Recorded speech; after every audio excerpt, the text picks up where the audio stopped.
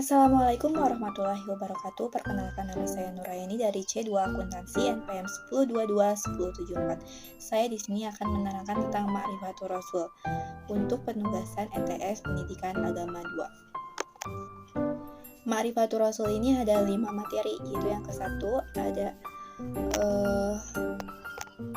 ada hajadul insan ila Rasul, kebutuhan manusia kepada Rasul, ta'rifur Rasul, pengertian tentang Rasul, makanatul Rasul, kedudukan Rasul, yang keempat sifat Rasul, yang keempat wazifah Rasul, yang artinya tugas Rasul. Nah, yang pertama ini ada hajadul insan ila Rasul, kebutuhan manusia kepada Rasul. Hajadul insan ila Rasul ini ada 4 bagian. Yang pertama adalah insan, yang kedua ada fitrah, yang ketiga ada hidayatul Rasul, yang keempat ada ibadatul Rasul. Nah, yang pertama ini adalah insan. Kalau insan itu kan manusia. Nah, manusia itu merupakan ciptaan Allah Subhanahu wa taala yang diberikan banyak kelebihan dan keutamaan dibandingkan dengan makhluk-makhluk lainnya. Yang kedua ini ada fitrah. Fitrah ini merupakan penilaian baik buruknya kepada pribadi ataupun kepada masyarakat. Nah, biasanya fitrah ini tuh menuju ke arah yang islami. Nah, fitrah ini tuh ada 3 bagian. Yang pertama ada wujudul khaliq, yaitu manusia pada dasarnya mengetahui bahwa Allah itu adalah penciptanya. Nah, manusia ini tuh sudah ada perjanjian bahwa manusia itu tahu bahwa penciptanya itu Allah, yaitu pada saat di alam ruh. Nah, yang kedua itu ada ibadatul khaliq, yang artinya manusia itu secara umum mendapatkan perintah dari Allah Subhanahu wa taala untuk pengakuan kita terhadap pada Sang Pencipta. Nah, yang ketiga ini ada hidayatul munadumah, petunjuk Allah Subhanahu wa taala untuk membantu ke arah yang baik. Nah, yang ketiga ada hidayatul Rasul. Hidayatul Rasul itu mengikuti petunjuk Rasul. Berarti kita mengikutinya ke agama Allah yang mempunyai langit dan apa-apa di bumi. Nah, ada 2 bagian. Yang pertama yaitu minhajul hayah, yaitu petunjuk Rasul digunakan untuk mengamalkan Islam yang benar dan yang diridhoi Allah Subhanahu wa taala. Yang kedua itu ada ma'rifatul khaliq, yaitu petunjuk Rasul digunakan untuk mengenal Allah Subhanahu wa taala dengan memerhatikan dan memikirkan alam sebagai penciptanya. Nah, yang keempat ada ibadatus shahih. Ibadatus shahih adalah ibadah yang menyembah Allah dengan panduan mengikuti. Kedua itu ada ta'rifur Rasul, pengertian tentang Rasul. Nah, secara bahasa itu berasal dari kata rasala yang berarti mengutus, sedangkan kata Rasul adalah bentuk infinitif dari kata rasala yang berarti utusan atau seseorang yang diutus. Nah, secara istilah itu Rasul merupakan seorang laki-laki yang dipilih dan diutus oleh Allah dengan membaca risalah kepada umat manusia. Ada 2 kata kunci untuk memahami definisi Rasul, yaitu hamilur risalah, membawa dan menyampaikan risalah. Yang kedua yaitu qudwatu fi abadir risalah, yaitu membaca qudwah risalah. Nah, ciri-ciri khusus Rasul. Ciri-ciri khusus Rasul itu ada, kita harus mengetahui nih sifat-sifat Rasul. Itu diantaranya ada sidik, jujur, amanah terpercaya, tabligh menyampaikan, fatonah cerdas. Nah, yang kedua itu ada mukjizat. Mukjizat ini itu perkara-perkara luar biasa yang dapat dilakukan dengan izin Allah untuk melemahkan mereka-mereka yang menantang. Nah, yang ketiga ini ada as-samah, hasil dakwah yang dilakukannya.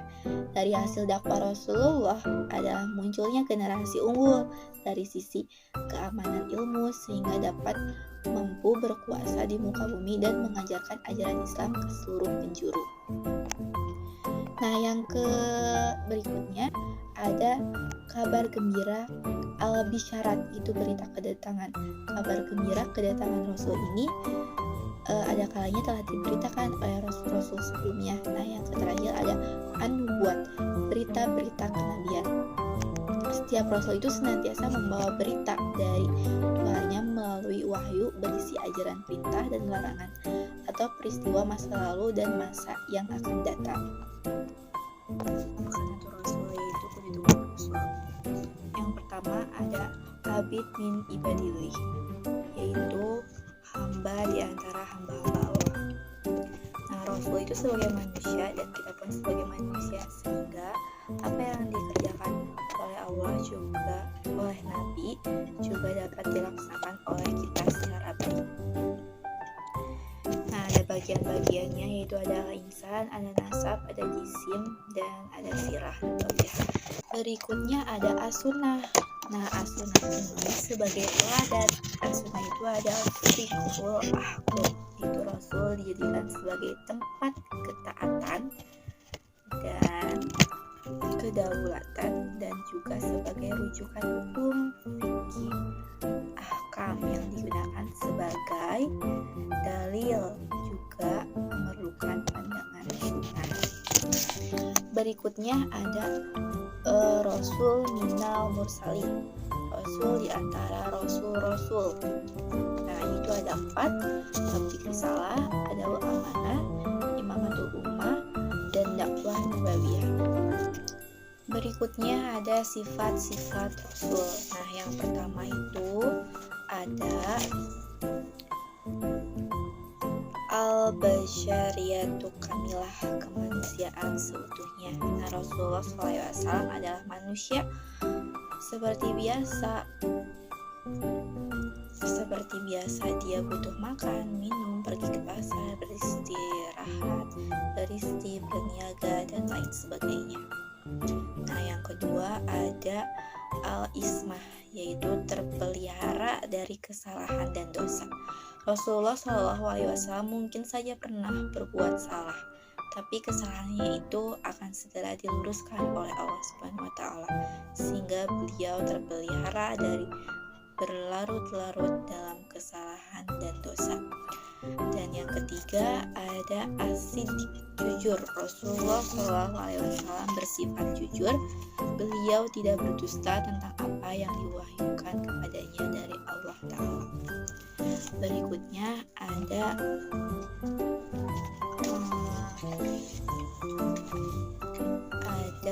fatonah. Fatonah itu cerdas. Nah, tugas Rasulullah SAW yaitu memimpin umat manusia dalam menjalankan tugasnya. Rasulullah SAW dibekali oleh Allah SWT dengan sifat fatonah, sehingga dapat menjalankan wahyu Allah SWT kepada seluruh umat manusia dengan sebaik-baiknya. Berikutnya ada amanah terpercaya dan tabligh, yaitu menyampaikan. A'udzubillahi minasyaitonirrajim. Bismillahirrahmanirrahim. Ya ayyuhar rasula balagha ma anzila ilaika min rabbika wa illam taf'alu fama balaghu wallahu ya'simuka minan nasi innallaha la yahdil qauman kafirin. Hai Rasul, sampaikanlah apa yang diturunkan kepadamu dari Tuhanmu, dan jika tidak kamu kerjakan apa yang diperintahkannya, itu berarti kamu tidak menyampaikan amanatnya. Allah memelihara kamu dari gangguan manusia. Sungguhnya Allah memberi petunjuk kepada orang-orang kafir. Nah, berikutnya itu ada al-ittizamul kamil, yaitu komitmen sempurna terhadap kebenaran. Beliau tidak pernah bergeser sedikit pun dari kebenaran. Beliau senantiasa berkomitmen kepadanya dari segala sisi. Berikutnya ada wazifatur rasul. Nah, wazifatur rasul itu ada 2 pembahasan, yaitu mengusung risalah dakwah dan iqamatud diniyah, yaitu menegakkan agama Allah. Nah, pengusung risalah dakwah itu ada 4. Yang pertama itu ma'rifatul khaliq, mengenal sang pencipta. Yang kedua yaitu kifayatul ibadah, cara ibadah. Nah, sebagaimana yang diterangkan oleh Al-Quran, yaitu pada umumnya itu sholat, zakat, saum, haji, dan lain-lain. Dan adapun cara pelaksanaannya yaitu mengikuti Rasulullah SAW. Yang ketiga yaitu minhajul hayah, pedoman hidup. Yang keempat ada tarbiyah, yaitu pembinaan. Pembinaan ini ada dua macamnya, yaitu ada dengan nasihat dan ada juga dengan taujihud, yaitu pengarahan. Nah, berikutnya ada iqamatu diniyah, menegakkan agama Allah. Nah, yang pertama ada iqamatul khalifah, yaitu terhadap kesadaran terhadap penyebaran risalah, mendorong Rasulullah SAW dan para sahabatnya melakukan futuhat ke berbagai penjuru bumi, sehingga Khalifah Islamiyah menjadi kokoh, berkuasa, dan memimpin. Berikutnya ada bina'ur rijal, membina kader. Di periode Mekah, kekuatan dakwah ada di as-sabiqunal awalun. Kemudian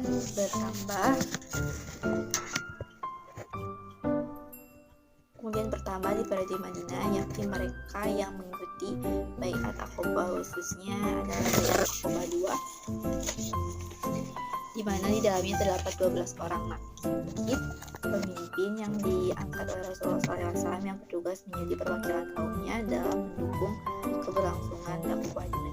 Urgensi keberadaan sekelompok orang yang secara khusus menunaikan perintah Allah Ta'ala untuk berdakwah dan amar ma'ruf nahi munkar. Yang ketiga itu ada minhajud dakwah, panduan dakwah. Nah, panduan dakwah ini ada subjek dakwah. Yang ketiga itu ada minhajud dakwah, yaitu adanya subjek dakwah. Nah, subjek dakwah ini yaitu seluruh umat.